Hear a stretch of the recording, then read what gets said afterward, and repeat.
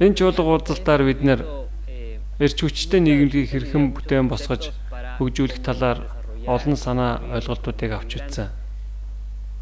Миний бодлоор хүн төрөлхтний түүхийн хугацаанд янз бүрийн соёл иргэншил үүсэн гарч мөн устдан мөхөж ирсэн байдаг. Тэр бүртэл дандаа хямрал үүмэн айдас түгшүүр бий болдог. Энэ айдас түгшүүр хүмүүсийг өөрөөр бодож сэтгэхэд нөлөөлдөг. Бас соёл иргэншил маань үүнээс өөр байж болох юм гэдгийг олж харахад нь тусалдаг. Энэ үйл явц яаж явагддаг, ямар хүчнүүд энд нөлөөлдөг гэдгийг бид нэр ойлгож мэдэх хэрэгтэй.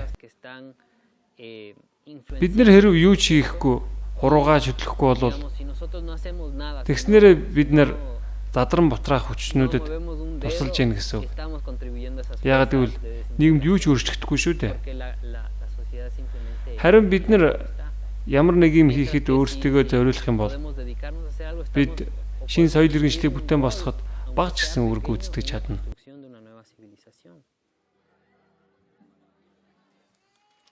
Чуулга уулзалтын зорилго нь зарим талаараа алс хэттэй үр дүнгөө өгөх тийм зүйлтэй холбоотой юм. Бид нарын явуулж байгаа энэ цөм үйл ажиллагаанууд, өсвөр насны залуучуудын бүлгүүд, сургуулийн дугуйлан гээд эднэр бол салхи шиг нэг гараад алга болж байдаг зүйл биш. Харин алстаа шин соёл иргэншил бий болоход нөлөөлөх зүйл юм. Мэдээж өөр бусад хүчин зүйлс байдаг л да.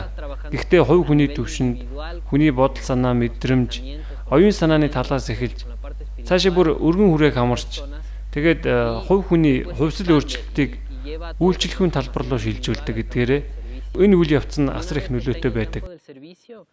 Нэгэнт хувь хүн үйлчлэхүйн талбарт очисон бол дэлхийн ертөнцийг, бүр тодорхой хэлбэл бид нарыг хүрээлж буй ертөнцийг, нийгэм институтуудыг хувьсган өөрчилж нөлөөлж эхэлдэг. Эхэндээ нөлөө нь анзаарагдахааргүй жаахан байдаг ч гэлээ явандаа мэдэгдэхүйц болдог. Иймэрхүү маягаар удаан хугацаанд ажиллаж ирсэн нийгэмлэгийн бүх хандлага дээр жишээлбэл нийгэмлэгийн хөгжилд хандах хандлага, нийгэмлэгийн оюун санаа, оюун ухааны хөгжилд хандах хандлага, хүүхэд залуучууд өсвөр насныхны боловсролд яаж анхаарч байгаа зэргээс нь энэ нөлөө харагдаж байдаг. Шинэ иргэншлийг бүтээн байгуулах нь хоосон мөрөөдөл шиг санагдаж болох юм. Дэлхийд дээр ийм олон хүн байхад би яаж ганцаараа шинэ соёл иргэншлийг байгуулах юм бэ гэж гайхаж болох юм. Гэхдээ бидний үйлдэл бага юм шиг хэрнээ дэлхийн ертөнцид ямар их хүч нөлөө үзүүлдэг гэдгийг бид нэр анзаардаггүй. Нэг хүнийг ч гэсэн гэгэрүүлэхэд туслана гэдэг санаа өчнөө гайхалтай нөлөө үзүүлж чадна.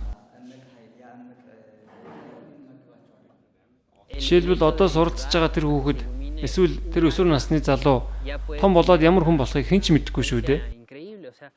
Магадгүй хүн төрөлхтний ирээдүйг тодорхойлох тийм чухал шийдвэр гаргадаг хүн ч болох юм билүү.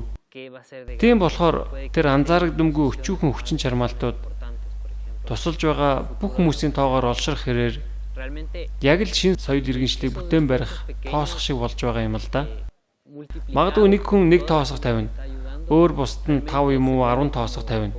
Гэхдээ бид нар бүгдээрээ л үүнд оролцож байна гэсэн үг. Тэгэхээр одоо юу чухал вэ гэвэл барилгыг барих төлөвлөгөө хэрэгтэй. Тэгэхгүй бол бид нар юу хийж байгаагаа ч сайн мэдлэггүйгээр хаамаагүй тоосгоо өрж магадгүй шүү дээ. Харин тэр төлөвлөгөө нь Дайнтлагийн шударга ёсны ордон бас ариун сургаал бичмэлээс гарч ирдэг. Бид нар энэ төлөвлөгөөг мэдэж авдаг. Тийм болохоор түүнийг амьдралд хэрэгжүүлэх үүрэг хариуцлагыг хүлээдэг. Хүмүүсийг оюун санааны хувьд бэлтгэх нь материалын талаар нь бэлтгэхтэй адил чухал юм. Бид нар тэр хувьсэл өөрчлөлтийг хийх замыг нь ээж өгөх ёстой.